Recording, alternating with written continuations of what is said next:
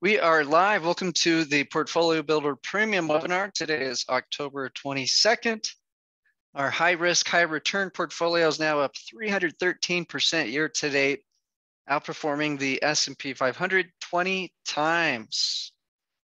Now, Portfolio Builder offers 4 strategies, and the main difference is the market capitalization that each strategy is targeting. So while we have the same methodology and strategy in place, we're controlling risk by going after larger or smaller markets. The smallest market strategy is the high risk, high return portfolio with a big bet on Ethereum. It's hedging against inflation with a oil and gas play plus a rare earths metal play. This is up 33% in October. If you're on a free trial, this is the only advisory service you gain access to during your 14-day free trial.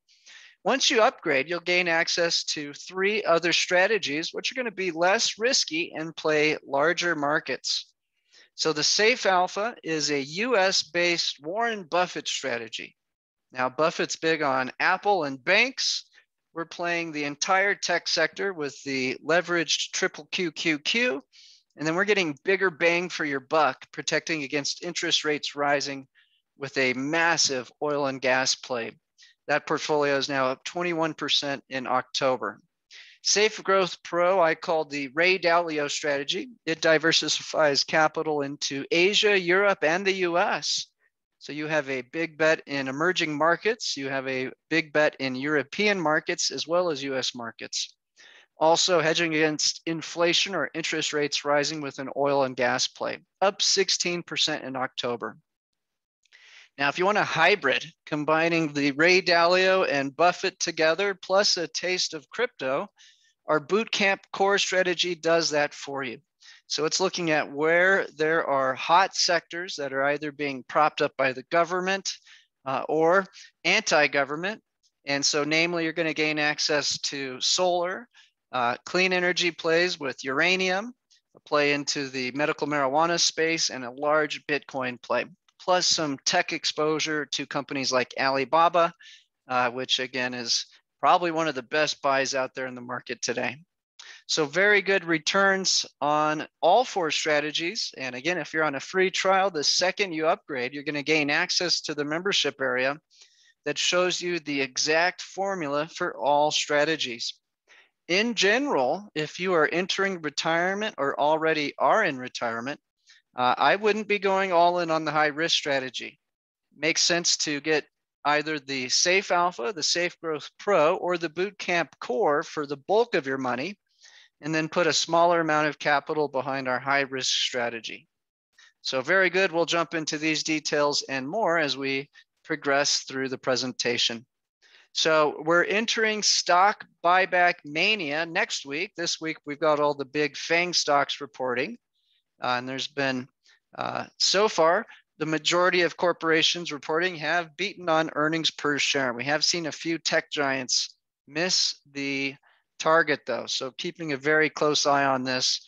But in general, what comes next is record levels of stock buybacks as we approach into Christmas. So this is great news for how we're currently positioned, but we do need to be aware of some risks coming up. So right now it's a buy, trade alert. All strategies are a red alert buy. This is a great setup, but we are going to alert you at what the risks are and when we may change positioning. So at the end of this video, after covering charts, data, and news, we will reveal our exact trading formula for each strategy. What's really neat about our product is you can punch in how much money you want to invest, and our risk calculator will automatically determine exactly how many shares of each ETF to purchase to follow our program down to the T. And because all members follow the same ratio of ETFs, we all get the same returns. This is whether it's good, bad, or ugly. We all show up to the webinar with the same results. Now, very good. If you are on a free trial or catching this replay on YouTube, realize you're going to miss the end of the video where we reveal the trading formula. So if you don't want to miss our next trade alert and gain access to the risk calculator in the membership area, you need to call Dean Gallagher at 505-322-7515. He can walk you through our products in great detail, take a look at how you're currently positioned in the market, and see how we can be a good fit for you. Okay, so most likely outcome in the short term, which we've been saying for weeks throughout the sell-off last month, was that stocks, crypto, and commodities are likely to melt up all the way until mid-November. And if Biden's Build Back Better plan is passed, the market could very well melt up all the way into March. Okay, so it's very questionable if they will get the Build Back Better plan passed. All sorts of different names for this, but that's what they're running with currently. Now, failure to pass the budget will result in another debt ceiling crisis by December 4th. So McConnell gave the Democrats a $500 billion addition to the debt ceiling, and this paved the way to keep the government running until December 4th. So again, they really need to get this budget passed, because part of passing the budget with the reconciliation process will allow them to increase the debt ceiling. Okay, if they don't increase the debt ceiling, we need to realize the US government has gone from an account at the Treasury of 1.6 trillion when this was handed to Janet Yellen, and she has dumped all but 80 billion. So $1.5 trillion has been flushed from the government into the US economy and driven record levels of earnings. But now the government is out of cash, and that's what's keeping this show on the road. So failure to pass the reconciliation bill will create a crisis. Now, I do believe the crisis will indeed result in extending and expanding debt, and one way or another, this budget will come through. It's just a question as to whether or not we need stock volatility to pressure the Senate to push this through. So this is going to be the most important thing to keep an eye on. Now, again, the Democrats control all three branches of government. So I find it unlikely that they're going to screw this up, and that the most likely outcome is the market does melt up with a wall of worry all the way through the holidays and into the first quarter. So now may be the best time ever to follow our high risk, high return strategy if you are on your free trial. This is setting up to be a melt up quarter. Now, their other key risk is the Fed tapering November 3rd in the face of a slowing economy. Now, there was some good data in this morning. We've had housing sales jump. That was a surprise. And consumer confidence has jumped. Atlanta GDP estimates of Q4 have gone from extremely high levels at as high as 7%. And now they're estimating it's coming in at 0.5. So very mixed data coming in on the economy. With mandates, I see a very weak labor recovery this month. And then we have some predictions that we're very well likely going to see the sickness that swept the world have another big wave this winter, which will also slow down labor growth. So I'm not so sure if Powell will taper November 3rd and what that may do to the markets. My best guess is if Powell does the tapering process November 3rd, we will not get a stock crash. Rather, we're going to see interest rates slowly start to rise. We'll cover this in more detail. What will really make the rates rise will be when the new stimulus passes and Janet Yellen starts pumping bonds into the market aggressively, because she really wants the Treasury account balance to remain elevated at $750 billion. It's only at 80 billion. So the government is out of cash and they need to increase the debt ceiling. So these are the most important things to be focusing on. And again, the final wild card is that the medicine for the global sickness is failing. Okay, we have 70% of deaths in Britain took the medicine twice. We have Danish Countries already planning announcements this Tuesday for new lockdown. So my bet is if we do not pass the budget in the US by mid-November, there will be a coordinated lockdown of blue states to create a crisis and help pressure the budget through. So I'm looking at the potential of a slight increase in defensive positioning before the November 3rd announcement of tapering, but to get much more defensive if there's no deal on the reconciliation bill by mid-November. Failure to close a deal in December likely to cause a stock crash, and our UVXY VIX position protects us against this with 1,000% plus gains. Here's a look at the market in March. We are way more leveraged into the stock market as a whole today compared to February of 2020, when the UVXY product went up over 1,000%. So if you think about that, having 10% of your account long UVXY, the other 90% could go to zero. And this acts as the insurance you need against a stock crash. Now, again, if we cannot expand the debt ceiling and pass new stimulus, the longer it goes on, the bigger a problem it becomes for markets. So that's what we need to pay very close attention to. Now, we have a few lines in the sand to tell us when there's trouble. One is going to be DXY. That's the dollar against the euro. If it's going over 94.50, we definitely need to get concerned. Now, I relate that to saying your body has high blood pressure. Okay, so it's not that the dollar going up is causing high blood pressure. The dollar going up is telling us global economies have problems in circulation and that there's a dollar shortage forming. So a liquidity crisis is being developed. Now, today I look at the markets and we can see oil is up and the dollar is up and bonds are up. So this is telling us we're still having a lot of weakness coming out of Europe and Asia. So that's where we're looking at this market. Now, the news flow is that China is getting ready to stimulate their economy. So I think that weakness will be resolved, and I'm not worried about that. My biggest concern for markets over the next several years due to inflation is that the bond market crashes. So if the bond market crashes, we're going to see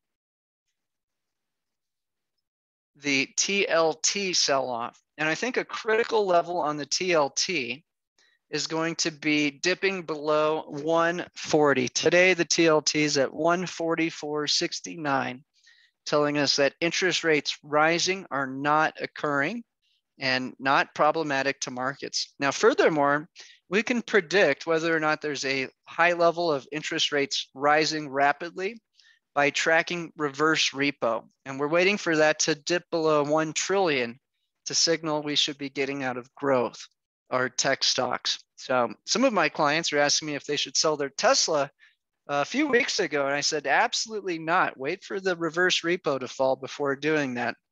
And boy, oh boy, did we have some excitement in Tesla yesterday. We'll cover that and what implications that has for the market now. If we're going to truly have a US stock crash or a recession, I believe oil will tell us that way before it occurs. And so if Brent oil goes below 75, we know there's a big problem. Now, if you look at the crash in March of last year, realize oil was tanking all the way back from January due to China locking down, then Europe, and it only took a matter of time for the US to do the same. So today, Brent oil is at 85.66. No reason to become alarmed right now. Meanwhile, the other big risk is China's real estate market being deflated and Evergrande defaulting on debt payments. So if we thought there was a significant problem coming out of China, we should either see their stock market tanking, which it's not, or its currency devaluing and it's strengthening. So The line in the sand for that would be 6.6 against the dollar, currently trading at 6.38. And so just in the last month, it's actually strengthened from above 6.5 all the way down to 6.4. So there's just no alarm bells going off to create a trade alert to get more defensive at this time. So again, I think if you had to watch one thing and one thing only, oil prices tanking will signal a deflationary spike is underway. And it's just not happening. In fact, it's looking like we're having shortages of energy globally with a very cold winter coming in. So I actually think we might see some big returns still ahead for our NRGU position. My core prediction remains that we have a slow motion multi-year rotation out of growth and into value, and that interest rates rising drive this wave of funds from tech into value. Now, here's a big chart of XLE, so you get a feel for these cycles. We had the dot-com bust. Now, the government in 2001, after the dot-com bust, actually tried to reduce spending. Boy, oh boy, ended up with a 2-year stock market crash. Second, they turned that around and aggressively began to increase deficit spending. Ended up with a big old bull market. And this led the markets all the way up until the 2008 crisis. Now, XLE went parabolic. This is your energy sector. We're playing NRGU, which is going to outperform XLE 3 times. So a 10-to-1 return potential easily if we repeat the dot-com crash and recovery or the housing bubble crash and recovery.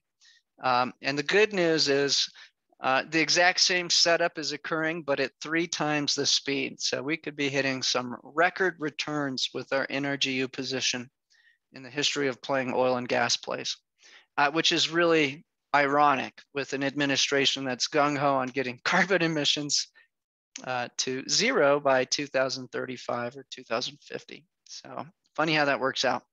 All right, so again, the formula for energy doing extremely well is crash the economy, respond with increasing deficit spending. Typically, the increase is about twice the last cycle, and then suppress the bond market from having interest rates rising through quantitative easing. You do that, and you create inflation, high oil prices, and these energy companies love it. So that's exactly what occurred in the 2000 reset, the 2008 reset, and now the 2020 reset. The only difference is we went from adding $1 trillion deficit per year and have now jumped that up to 3 trillion last year, and we're closing in on close to 3 trillion this year. So it's just mind-boggling amounts of deficit spending that's going into the economy through the government. And that's why it's so critical that this current administration keeps the spending up. Otherwise, we're going to fall face first early next year from the fiscal deficit that's looming. So there you go. That's the big picture to focus on and why you need to have energy companies as a key part of your portfolio currently. Now, a quick little shout out to the live crowd. Live, we have Adrian, Alray, Bill, Clifford, Clint, Dennis, Don, Ed, Eddie, Edgar, Irvin, Gary Fieldman, George, Harry, Henry, Iron, Jack, Jeff, Iron Man, Jeff Olson, Jenny, Juan, Julio, Kathy, Nell, Lamont, Lynn, Orlando, Lewis, Mark, Michael, Mike, Mims, Morris, My Downtown 30, Neil, Pat, Peter, Reggie, Rick, Rob, Robert, Ron, Sam, Scott, Sean, Steven, Terry, Tony, Victor, and Wayne. So thank you guys for joining us live. If you're catching the recording, hope you're having a great day. Okay, so when stimulus passes, I'm going to anticipate in our pro strategy that we're going to see EDC, which is emerging markets × 3, and EFO, which is Europe ×2, or EFA is underlying, outperform the S&P 500, which is UPRO. And it's really when we're failing to pass stimulus and only doing QE that we're seeing American markets outperform. So that trend is about to change, and who knows, but I do think we will pass the new stimulus before the end of the year. And so the last time we passed 2 rounds of stimulus, we can see emerging markets had a return of up to 30%, European markets up to 24%, and the US only 19%. Now, the US did overtake those returns the rest of the year. Why? Well, first of all, we had a wave of the sickness hit Europe and Asia and caused lockdowns. They had a very slow medicine rollout, and we had the dollar rising due to lack of stimulus for a complete year. Okay, but now what's happening? We're getting past all of that. The medicine is at very high rates in both Asia and Europe, and we're about to pass big stimulus. Furthermore, we're about to see China do the quantitative easing while the US slows down the quantitative easing. So I think you're going to see tremendous outperformance in EEM in this coming decade and cycle relative to all other assets. And that's where Ray Dalio's been betting big, and we're even seeing Warren Buffett start to shift some money into Asia and specifically into Japan.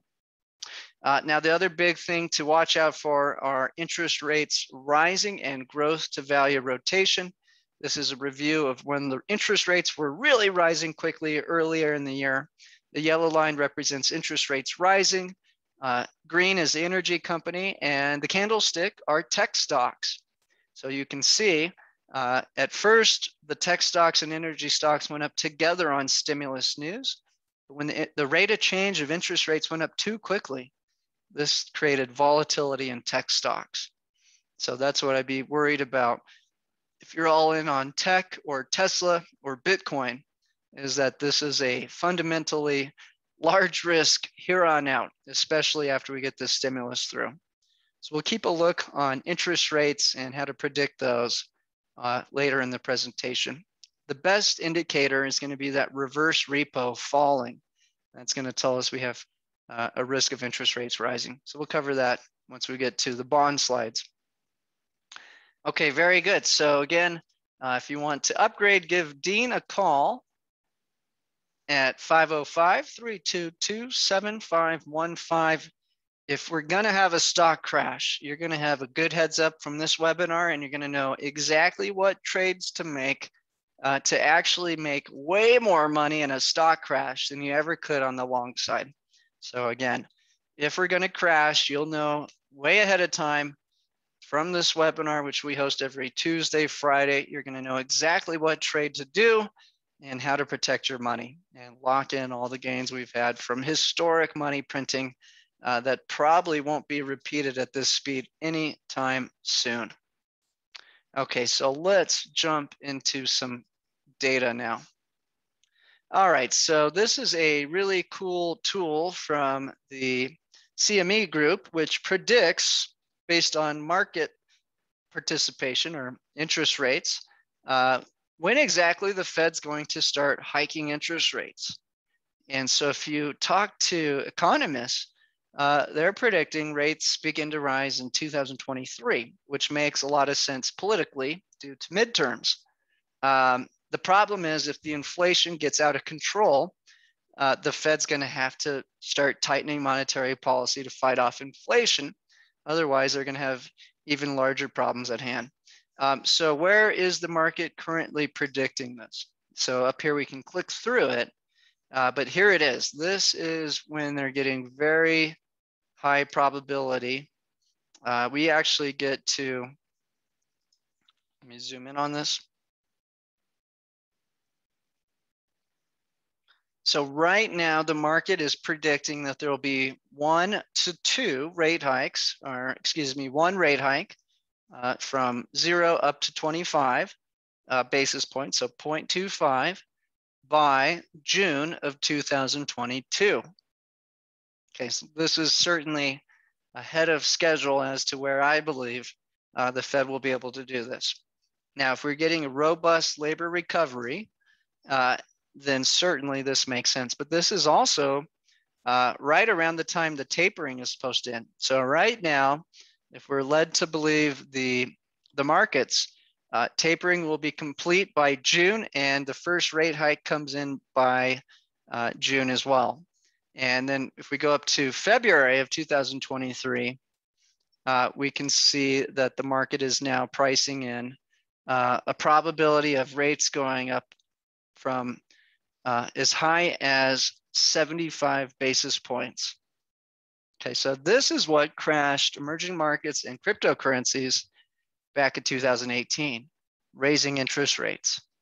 Okay, so it's very odd, but if they're going to get hawkish with policy, we want to go long the dollar and long bonds and bet on a crash, because the Fed has had very little luck historically being able to tighten monetary policy.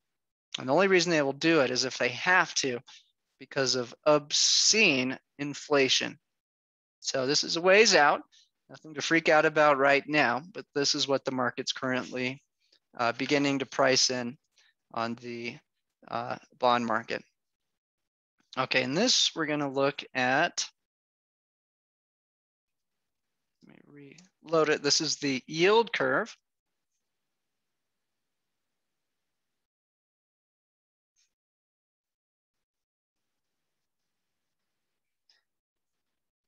Okay, so what we can see in this are the interest rates on the yield curve, and not a lot of change.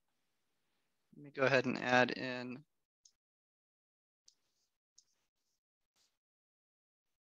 So here's just a look at what the yield curve's been doing over the last few months. Zoom in on that. Okay, there we go.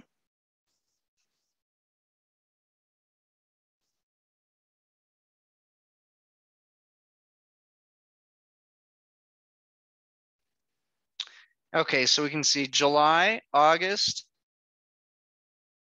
June, and September. In general, we're seeing all of these interest rates begin to rise, especially at this duration, but not on the front end. Okay, so what's our analysis of this? If we then look at the reverse repo, this is what we're seeing. In general, the banks are desperate for short-term debt products because they need to pay interest on deposits. Right now, the reverse repo is sitting at 1.4 trillion. Okay, so there's massive demand for short-term debt instruments with no risk that pay enough interest for banks to pay interest on deposits. Okay, but if we look into the longer duration, we can see the markets wanting a higher and higher interest rate. Okay, so they're predicting that there's essentially inflation's not transitory and that they do need a higher level of interest to just stay even on the bond. Okay, and this is what is eventually going to force the Fed to start hiking interest rates. Okay, so that is a look at the yield curve. Now we're going to look at the futures curve on the VIX. With the VIX, we're interested in where the dots jump. So the bigger the jump, the higher the risk period. And we can see the big jump in the prices are between November and December and January. After that, the change of price is much less. So again, that's where we see the risk is how will the market react to the Fed tapering, which could be happening November 3rd next week before they have jobs data. And then in December, again, more risk being priced in if we fail to pass the Build Back Better plan. And more importantly, I think really the only serious thing that has to be done is the debt ceiling needs to be increased. So we've got progressives and moderates fighting over the bill. And so far, the only saving grace to keep the crisis from occurring right now is that McConnell gave them a $500 billion expansion of the debt ceiling, which again runs out of money December 3rd. So you can see how important these events are. Now, the single best indicator to see that rates are going to have issues, and again, the yield curve's not inverted. So let me just go back to that. Inverted would be if we're seeing higher interest rates on short-term plays versus long-term plays. So right now, this is a heavily manipulated yield curve because the Fed's been doing quantitative easing, but we're not seeing the inverted yield curve. We're seeing massive demand for short-term debt We're starting to see the further you go out, the higher the interest rate being demanded. Now, reverse repo falling below $1 trillion and heading towards 750 billion is what's going to make me believe interest rates are going to start rising. And this is likely to occur as less money is stored in banks, more debt is issued by the Treasury. Okay, so that's the two things that are going to start to push that down and give banks access to these debt products they want without having to go borrow the Feds. Now again, reverse repo simply means banks are going to the Federal Reserve and they're swapping out cash for debt products that the Fed has that the banks want that they can't find in the open market because there's just not enough of them. Okay, so if you're holding Tesla, bookmark this page. If that starts to fall, quite likely got some problems coming in. Harry says if inflation goes parabolic, the Fed will increase interest rates. What would that do to crypto? It would crash crypto in a split second. Yeah, go look at 2018. That's exactly what happened. First crypto crashed, then emerging markets crashed. Then by Q4, when the 10-year treasury hit 3.5, the US market was cracked in half. And again, that began in October. By December, they had to flip policy from becoming a tightening policy to lowering rates and then going into money printing. And then, you know, next thing you know, they've doubled the balance sheet from 3.5 trillion to 8.6 trillion today. So just mind-boggling. So yeah, these are the most important charts in terms of looking at markets relative to rates. Now in this chart, we are reviewing the value NRGU plays in our portfolio when it's combined with a tech portfolio. Now right now you got tech and energy going up. So you're getting the best of both worlds. And in the gray line, we can see interest rates are behaving. Okay, so our fear is that if interest rates were to rise, that it could create problems for, well, the TLT would be selling off, the cost of borrowing would be rising, and the tech stocks, including crypto, do not like that whatsoever. So NRGU is a critical hedge for any strategy that's playing long duration assets, which again are the TLT and the QQQ, to name the most two obvious long duration products. Okay, in this chart, we're looking at the S&P 500 against the IWM Russell 2000. We got a nice jump in both of these today. So if the budget passes, I believe we see a melt up in all of the assets we're long. And so Russell 2000 starting to confirm that, actually trading in tandem with the S&P 500. Okay, emerging markets having a little weakness today. Alibaba down 3.3%. Just can't get a bid, the poor emerging markets ETF. But again, the catalyst for this will be the US passing stimulus, making the dollar fall. That's what emerging markets just loves. And we're about to see China start to do QE as the US fades its quantitative easing. So I do think, once again, this is probably the most important stock index to have exposure to over the next stretch, the next cycle, which most likely takes us well into the 2024 election. Okay, the European market loves interest rates rising and inflation. It's heavy in banks and inflationary business models. And so we can see EFO behaving very nicely, not at a new high like US, but again, as soon as we pass these stimulus budgets and make the dollar fall and start to slow QE, again, I think we're going to see better returns in Europe and Asia. This chart, we're comparing Ethereum to Bitcoin. And so we're seeing one of those rare periods where Bitcoin's outperforming. And actually, we've seen quite a few periods in the last year where that's occurred. So if I go back to August, we can see Bitcoin dominate the returns all the way to April. And then we had that big sell-off. After the big sell-off occurred, we've had Ethereum outperform for a little bit, but if I get to this point in time, we've seen Bitcoin leading the way in this most recent melt up, and that's due to the futures ETF getting approved. In general, we anticipate the big player will lead the move higher, then the second player catches up, Ethereum, and then all the old altcoins come chasing in below. On the way down, the exact opposite. The altcoins give way, crash, then Ethereum, and then Bitcoin. So that's the general trend in that space. Okay, here we're looking at some alternatives, and this is kind of crazy. We're actually seeing a relationship that is showing that when gold goes down, Bitcoin's going up, and vice versa. So you'd think they'd be very similar in the way they were performing as an inflationary hedge. But you can see here gold going down, Bitcoin going up, Bitcoin going down, gold going up. So very, very interesting to see that relationship forming. We have gold in the safe alpha strategy and silver in the pro, and that's it for that. Okay, if we're going to get a crash or if we're going to start raising interest rates too quickly, the bet is the dollar, the treasury market, and put options on the SPY with UVXY. And so those are the three charts. UVXY continues to get smashed lower and lower and lower.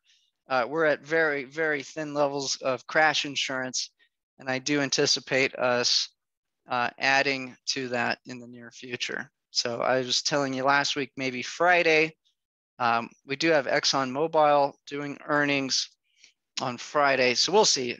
Very soon, we do need to tighten up on UVXY slightly. Steven says Rebel would get defensive if you saw a crash coming, right? Yeah, I play Rebel dividends, very similar to Portfolio Builder, same methodology, thinking process.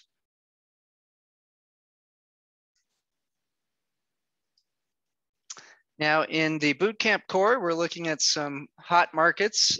Typically, these markets have a global agenda behind them. So we got Bill Gates pushing nuclear power with uranium.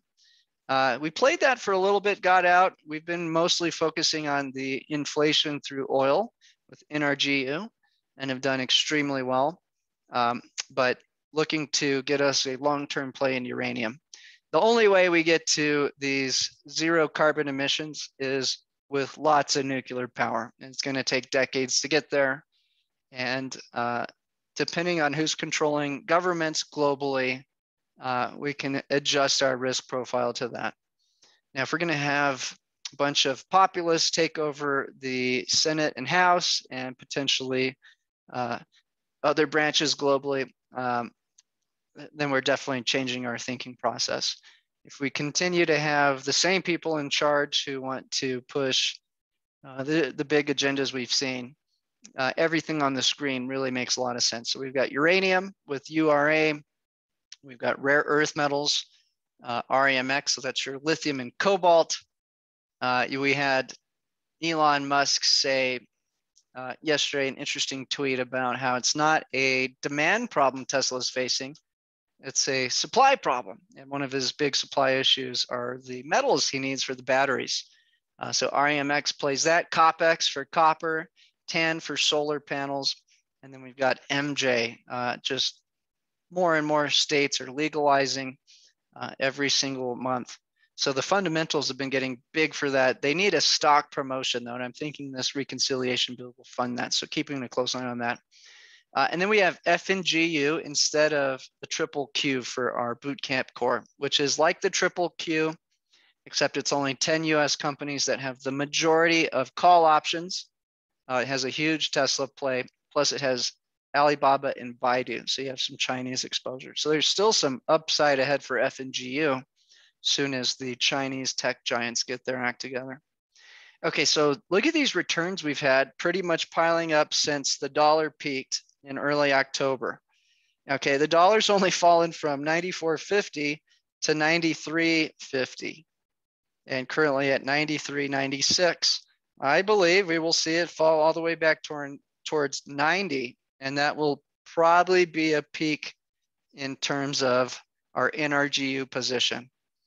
And the big catalyst that'll drive the dollar lower will be Build Back Better plan. Midterms are going to be next winter. They end in December. So that's going to be the big play, the big catalyst for us to call a top, at least in the short term for energy, watching it get back to those June levels.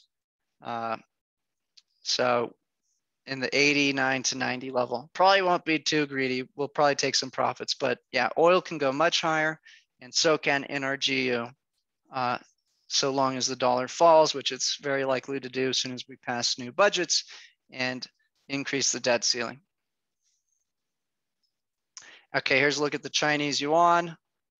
No reason to freak out about China. Their currency's strong. Their stock markets have stabilized and they've just hit record levels of imports and exports again, month after month.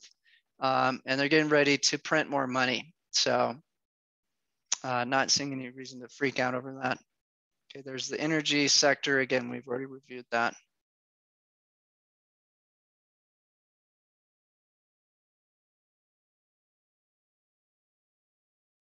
Gary says that if interest rates rise, you believe that will be problematic for crypto. Will DeFi hedge that risk? Yeah, DeFi has nothing to do with it. So as interest rates rise, the bond market becomes extremely attractive. So it just crushes everything around it. Interest rates rising will crush everything, every single asset except for the dollar.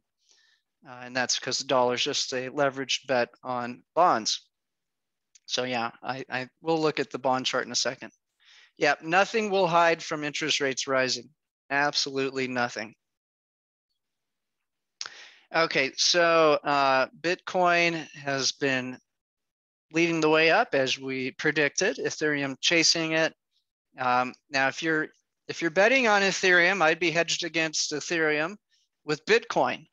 And if I was long Bitcoin, I'd be hedged against Ethereum. If we're long both of those, the next most important hedge are the folks competing with Ethereum.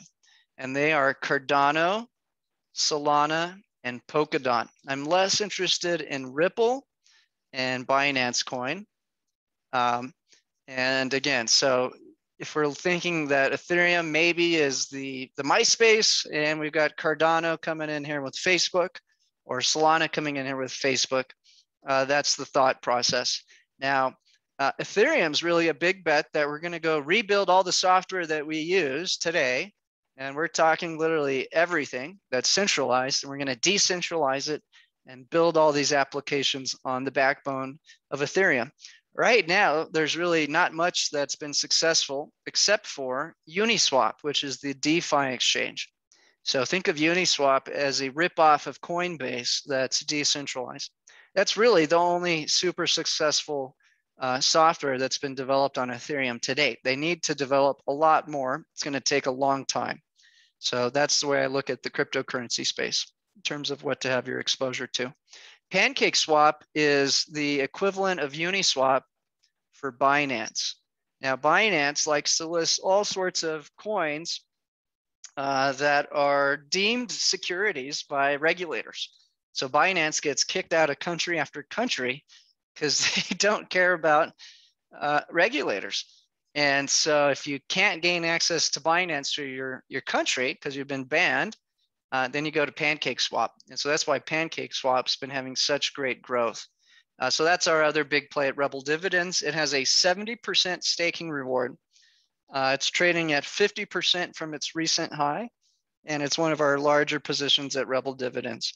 So this is the only software application that we're betting big on for Rebel Dividends, and it's based on Binance. Tremendous market cap at 4.6 billion, massive user growth, very popular. And again, every time you hear Binance is getting kicked out of a country, good news for PancakeSwap. We're long Polygon as a bridge between Binance and Ethereum, as well as a layer 2 solution for Ethereum. And that's actually been our best performer week over week for Rebel Dividends. And then we're worried about essentially someone outperforming Ethereum, and that we believe that would either be Polkadot, which was a founder from Ethereum, ran off and created Polkadot, Solana, which has more money being thrown at it than they know what to do with. The big VCs out of Silicon Valley are pumping this one. They're the same folks who brought you every single tech giant you can name. And then we've got Cardano, which perhaps just has the most brilliant blueprint for how to roll out a decentralized blockchain. And so it's been very organic. It's had very little funding relative to Solana. And again, its founder, Charles Hopkinson, was the co-founder of Ethereum. So very interesting race in this space. It makes sense to have that complete basket, and that's what we do for you with our Rebel dividends. No, you're gonna have to go to KuCoin or Binance to get PancakeSwap. The rest you can get at Kraken. And some of these you can get at Coinbase. So that's something I can do for you. If you like with Rebel dividends, just reach out to Victor. Now with Portfolio Builder, we want to keep it simple. We're only playing Grayscale trusts, and those actually let you get Bitcoin and Ethereum at a discount below par. So really good buy on that, and they're trying to convert to an ETF. So that's my analysis on the crypto space. All right, so looking at the last week, Polygon up 68%. We've got a decent position in that with Rebel. Polkadot up 59. Solana up 51, Bitcoin up 47, NRGU, the interest rate hedge, up 47, Ethereum up 43, PancakeSwap 6, Cardano flat. Okay, so these are the cryptos I'm tracking carefully. I do listen to the news related to the SEC and Ripple, and then I do pay attention to a few other projects, but they're not on the portfolio currently.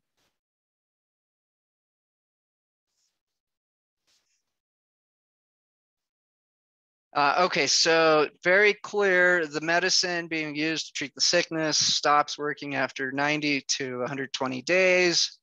Now we're getting evidence from the British government that it prevents a robust immune response, meaning you're going to need that medicine indefinitely. And this is also starting to tell us the sickness is going to be a problem beyond 2021, beyond 2022, which I hate to say. Stuff drives me nuts, but I'm becoming more and more confident in that analysis. So we'll cover this more as we head towards the seasonality that's problematic for the US. So here was Israel that first predicted this. They did the double dose by February. 6 months later, the effectiveness wore off and they had record cases. 70% of the deaths coming out of the UK had the medicine twice. In the US, and I believe it was Vermont, 40%. So again, just unfortunately, this is not working as we had hoped. Singapore, another example of this extreme high level of taking the medicine. I think it's almost 90% there. And again, it's just not working as hoped. Now, if we look at the rate of change in cases in the US, it's crashed as we predicted, but buckle up. This is the seasonality. By the end of November and into December, we're going to see this skyrocketing back up, and we're probably going to see a big campaign to go get your booster. And again, we need to remember Pfizer has come out and predicted double the sales next year of this year. So Pfizer is something like the 5th largest position in Congress's stock accounts. They endorse, they're the sponsor for all mainstream media. And so there we go. So it looks like this going to continue to plague the economy, unfortunately. Here's just a look at the seasonality. So if we look at exactly when we should be hitting some scary levels again, last week of November and then rocketing into December, which happens to be exactly when the debt ceiling problem is going to arise. So my bet is that if we don't pass the budget by mid-November, there's going to be enough sick people to do a double whammy, lock down the country, create a stock crash, fear everybody into their booster, and then force Congress in a moment of panic to pass the Build Back Better plan. So that's when I intend to get very defensive by the 2nd to 3rd week of November. If we don't see big progress on passing the infrastructure and the reconciliation bill.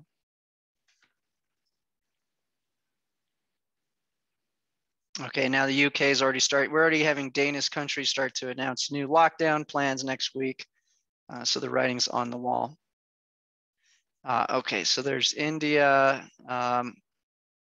All right, so how do we call a top in NRGU?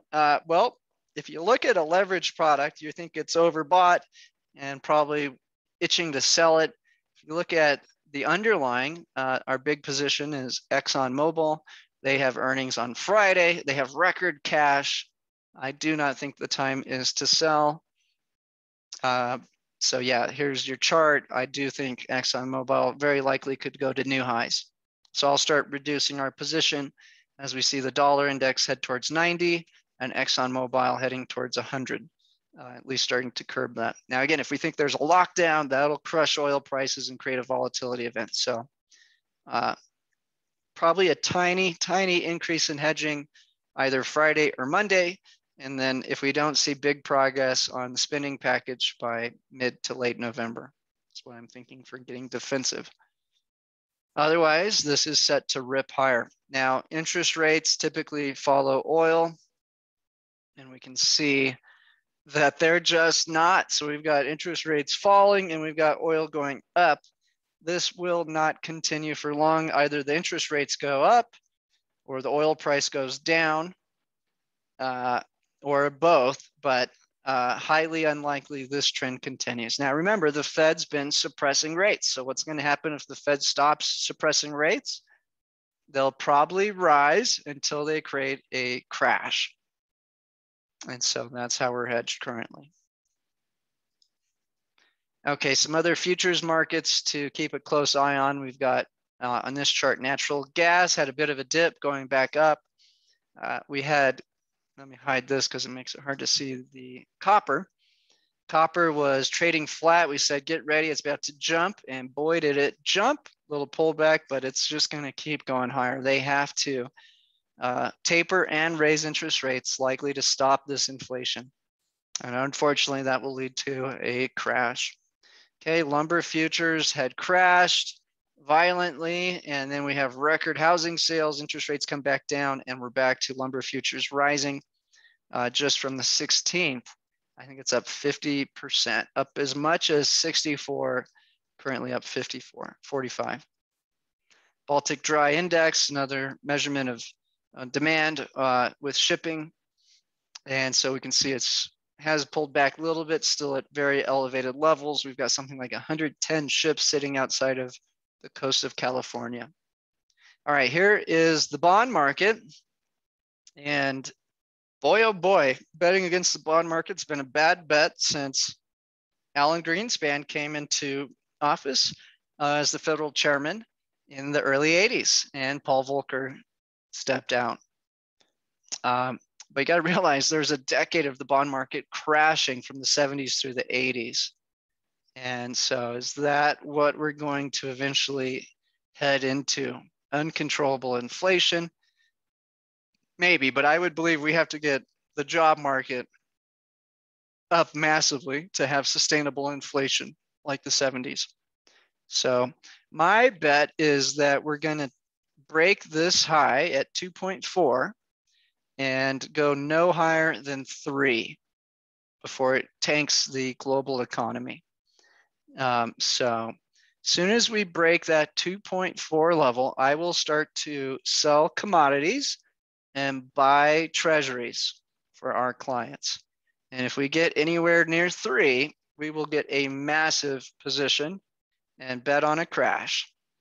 Okay, and I think that's going to take till 2023 to get there. And that means also, I believe that the Fed won't raise rates next year, and that this tapering could happen slower than they're saying it will. So again, the market's pricing in this happening sooner, and the Fed's telling us they're going to start tapering next week. So we will see if that plays out. They did word it so they could delay it till December currently. So we'll keep a close eye. Now there's a record short position on the bond market right now. And so if we failed to expand the debt ceiling, that short position could get squeezed out and drive rates way lower. So we could see a huge return on the TLT or TMF to close out the year if these guys can't pass the budget. So that's one of my favorite positions to get you into if we're going to have a debt ceiling crisis again, like you saw in December. So keeping a close eye on that. But I think we're a little early to make that call. Okay, Dr. Copper predicts interest rates. We can see the trend has been higher and higher. If we're using copper and driving the price higher, that tells you you've got a healthy recovery, a reflation in play, rates go up. If gold's going up relative to copper, then we have stagflation. We've got a dead economy with high levels of inflation. And so then you get gold going up. So that's why people love to use that ratio. So you can see it likes to go sideways and then jump higher and then go sideways. And I believe we're about to pass a budget and jump it higher.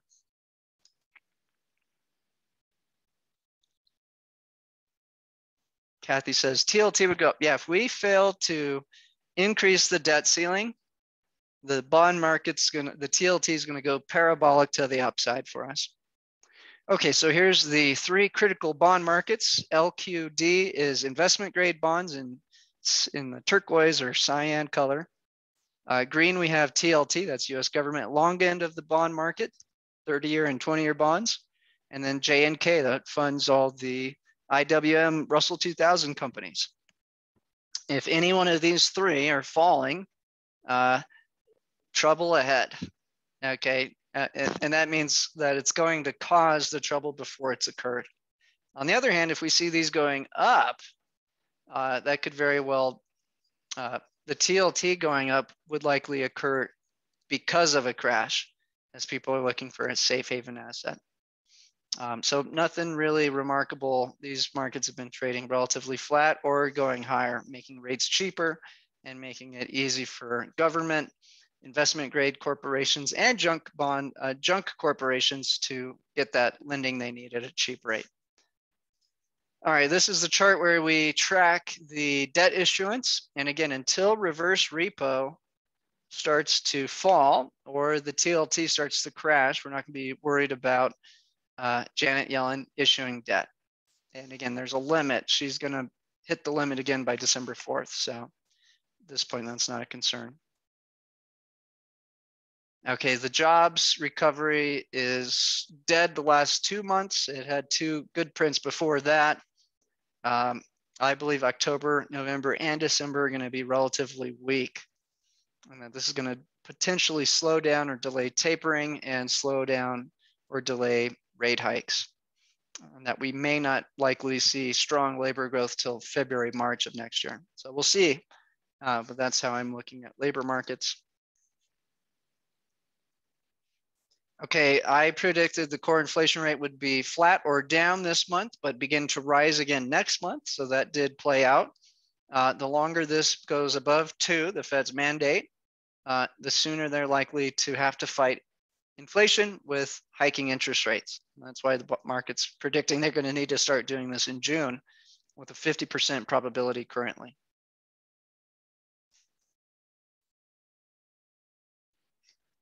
Banks continue to grow credit. This is good. This is showing a recovery underway. That's how we're positioned. Credit continues to grow, even though at a smaller pace. Retail sales grew. This was a surprise. Bank of America has been very good at predicting this. They actually thought it would come down 0.2 and it came up 0.7. So it was a beat. Consumer spending is at record levels and not slowing down yet. Big jump month over month. What's going to happen though, as all the free money from the government dries up, people need to get back to work. So it's important to see those labor numbers come up rapidly to make up the free money the government was giving out, especially if the government's going to be forced to slow down its spending. Okay, jobs are at record levels, so the opportunity for a job is there. Producer price continues to rise. This could potentially start to eat away at profit margins. But so far it's not. We're seeing record profits continue to print quarter after quarter as a lot of these corporations have fixed costs and they're able to get away with higher prices and consumers paying it so far. Jobless claims can't seem to get below 300 for a prolonged time. We'll get a lot more bullish if this drops below 200,000 on labor. Earnings and wages are picking up. This is going to be sticky inflation, and then rent is going to be sticky inflation. Now, if we think we're going to have, it's really funny, the worst thing that would happen to the US stock and bond market would be what happened in the 70s. And that means labor force participation rises and wages rise for a decade straight. And in fact, this happened for 35 years straight. And then we had policy come in and say, you know what, we should outsource everything to China. And we've seen the exact opposite. We've seen the US have less and less people participating in the economy. So if this is going to go into a multi-decade bull market of labor force rising, then we'll have to readjust the way we look at the markets. I don't think that's going to happen though. So for now, we can look at the short-term data. Balance of trade hit a record level in the last print. This is how we're positioned, weak dollar. So if you run the twin deficits, balance of trade negative, negative, negative, deficit larger and larger, larger, that weakens the dollar over time. That's how we are positioned. Okay, income hasn't crashed. Some canaries in the coal mine. Apple would be one. Tesla, boy, oh boy. So massive, massive, massive amounts of call options expiring Friday that are out of the money have been racketing up in this. This is forcing the people who sell the call option to hedge by buying Tesla itself.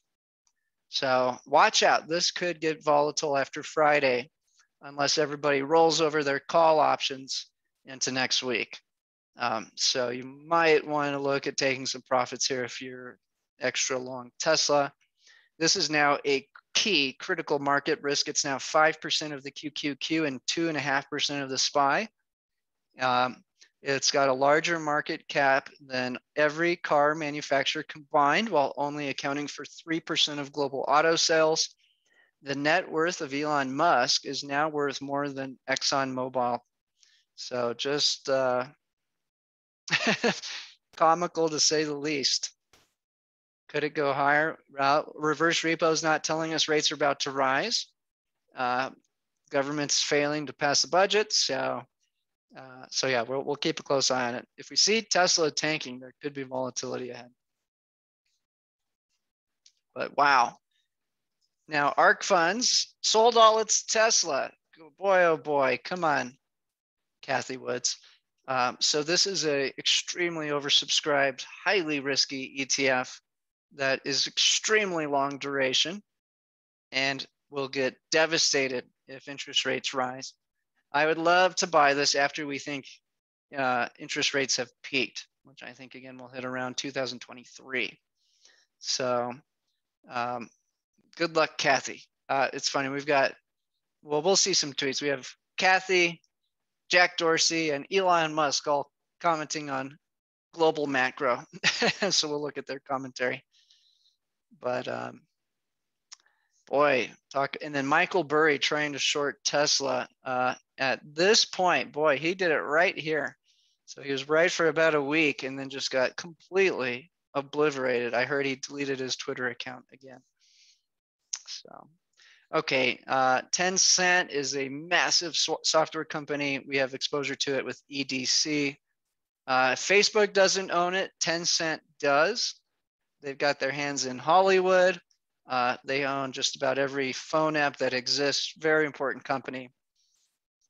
This has exposure to us through EDC. I wish Fngu had Tencent instead of Baidu, but it doesn't. So you have to have EDC to get that Tencent play. But stabilizing Alibaba, we had Charlie Munger say he doubled his position. I think it was an extra 100 million. So not that big compared to, $124 billion they manage. But that was a headline that did get it a bit of a bid. We're seeing Jack Ma reappear, so it looks like the Chinese are done spanking him for trying to be too visionary. He was trying to get into their banking sector, to their insurance sector. He was criticizing the government, and boy, did they punish his ass. But yeah, Alibaba is a critical company for Asia. It's the equivalent of Amazon.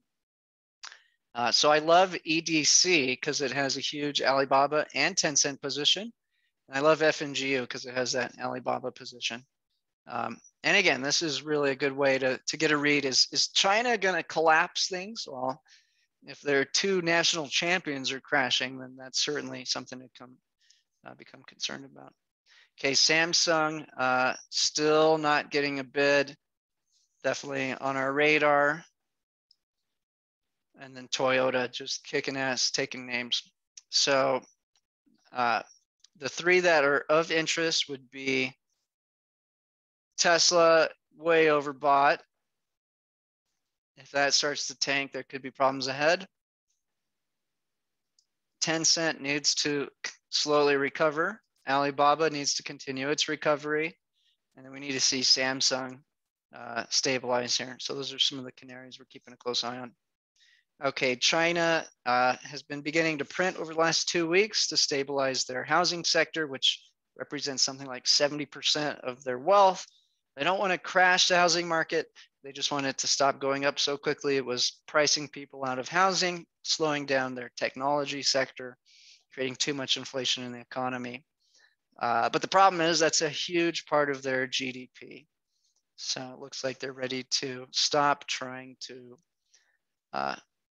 pop bad bubbles and getting ready to heal with credit now that they've popped some of the bubbles. Europe PMI still bullish.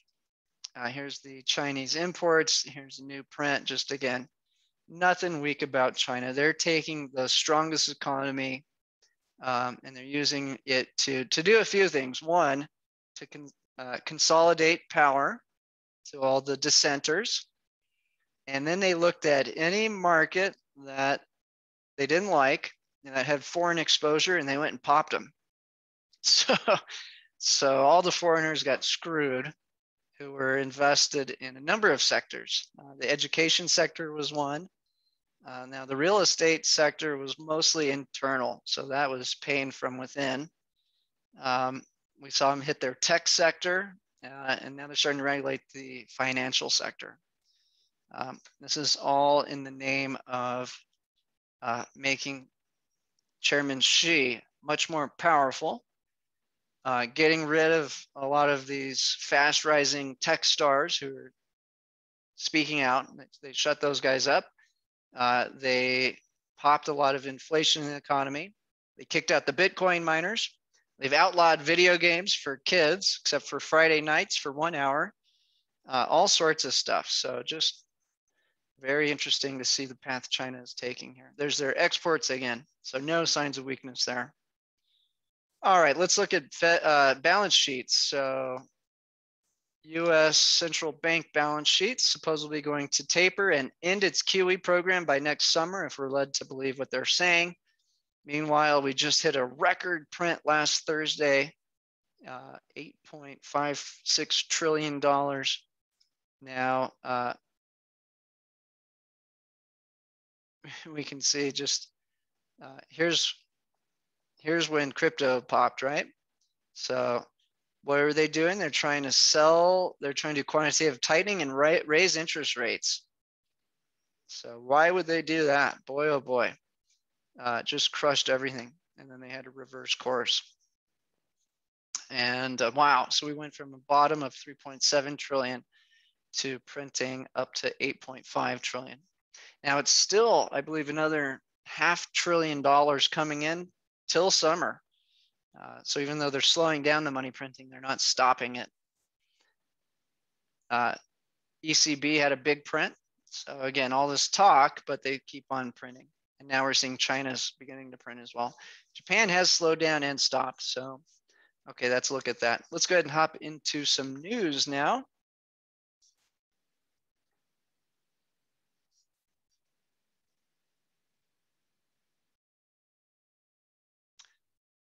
Okay, so we have live monitors saying that McConnell caved a month ago. Don't do that in December or your leadership will be over. I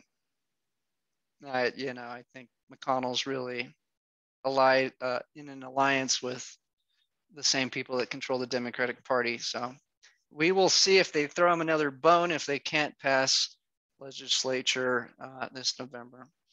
Okay, let's see what else we got that's of importance.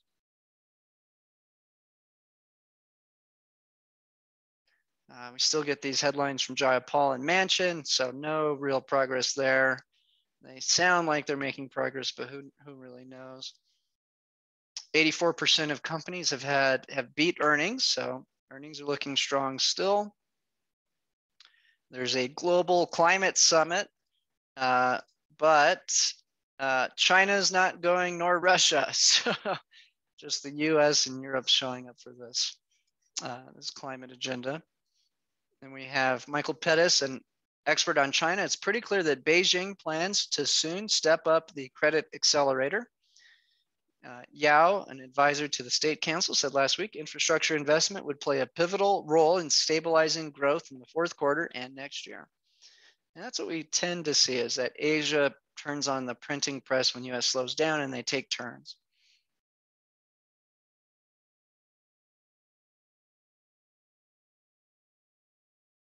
Okay, so Pelosi's been saying they're going to try to push these bills back to back this week. I don't believe it. We'll see. Biden's not even here for the next 2 weeks to sign anything. There's been all this talk about giving the president or the Treasury the power to change the debt ceiling on their own.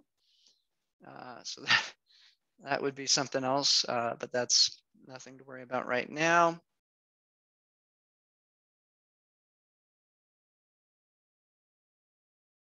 Here's the premium on GBTC and ETHE. So this went from 10 to 6 for Ethereum and 20 to 14 for Bitcoin. So you're actually making more money with Grayscale Trust than Bitcoin or Ethereum right now. And I believe that that's a good play if they're going to convert to an ETF, which they've filed for. So you could actually get a free 14% gain potentially on GBTC for a little while longer. But after that, we got to get worried about their 2% management fee per year getting priced back into it.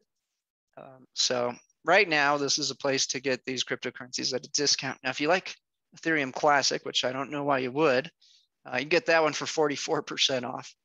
So if you're looking for a long shot play there. Here's a look at the cash flow for the big oil, record levels. We're about to see what they're going to do with all that money on Friday with Exxon reporting earnings. This was a surprise. House sales jumped 14% in September. This was a surprise. Consumer confidence jumped to 113.8. Last print was 109, so that's starting to rebound.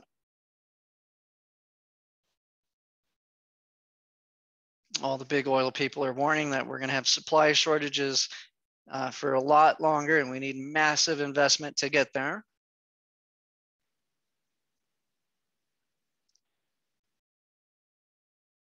Here's every car manufacturer combined compared to Tesla.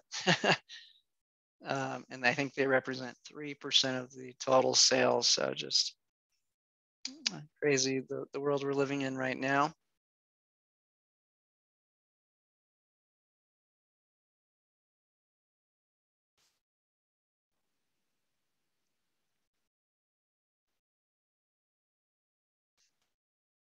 Lockdown in China, 4 million people. So we got to keep a close eye on that. A global lockdown or a big portion of populations locking down would put pressure on oil and hurt our NRGU position. So keeping a close eye on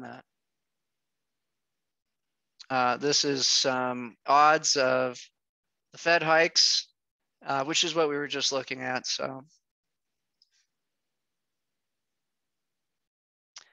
Jim Bianco has a big thread on this, basically saying that the economists are predicting one thing while markets are predicting the other, and that the difference is the markets are predicting that we're going to have to hike rates much sooner to fight inflation. So if you want to read all that, go ahead. It's right here in my feed.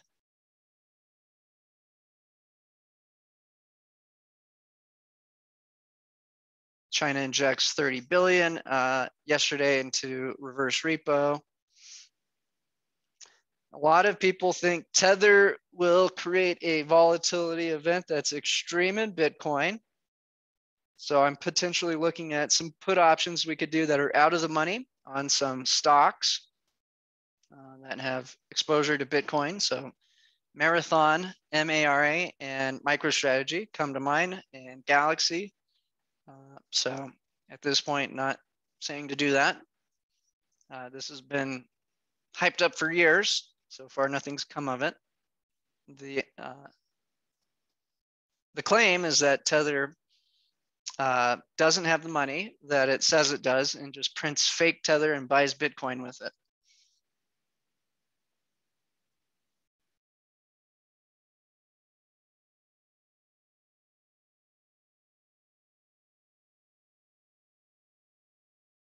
Okay, Kathy Woods has a huge deflationary thread out. Of course, she's positioned for interest rates not to rise. Inflation has flared in response to sickness-related supply chain bottlenecks and oil supply constraints, but in my honest opinion, the powerful and converging deflationary forces associated with AI, energy, EVs, robotics, genomic sequencing, and blockchain technology will bend the curve.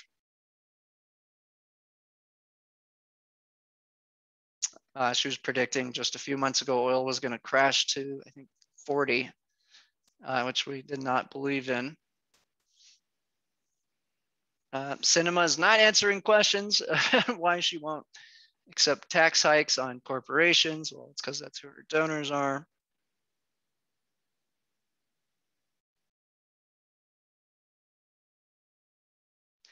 Very interesting. One state in India is following the WHO's recommendations, and it has almost all of the cases and deaths relative to the rest of India, which used well, we can't say it probably without getting banned, but the treatment that everyone made fun of Joe Rogan for, and you can see the stark difference. So here's Elon saying it's not a demand problem, it's a production problem. And this was with Hertz buying 100,000 cars, and we got that melt up. Facebook's announced a big stock buyback program for 50 billion.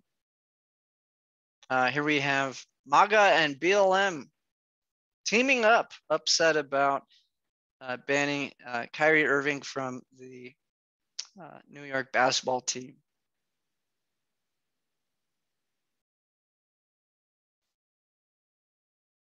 And we had Janet Yellen saying we're going to start taxing unrealized capital gains. We got Peter Schiff. He doesn't like any taxes, especially illegal taxes.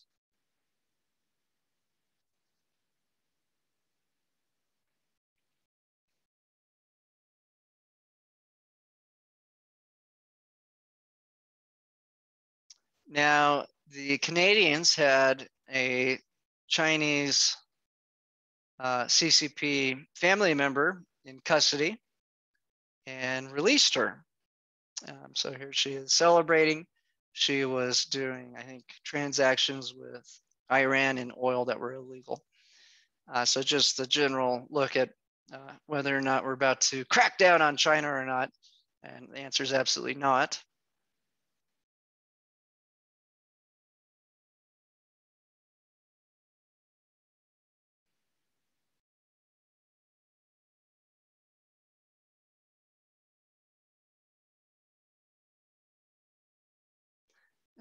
This fellow's mentioning China's starting to limit certain products from hitting the global economy that could create inflationary problems. In case you're not paying attention, China's putting a squeeze by limiting global agriculture by suspending export of fertilizers, limiting global energy by outpricing and long-term oil commitments, and limiting global industry by suspending export of magnesium.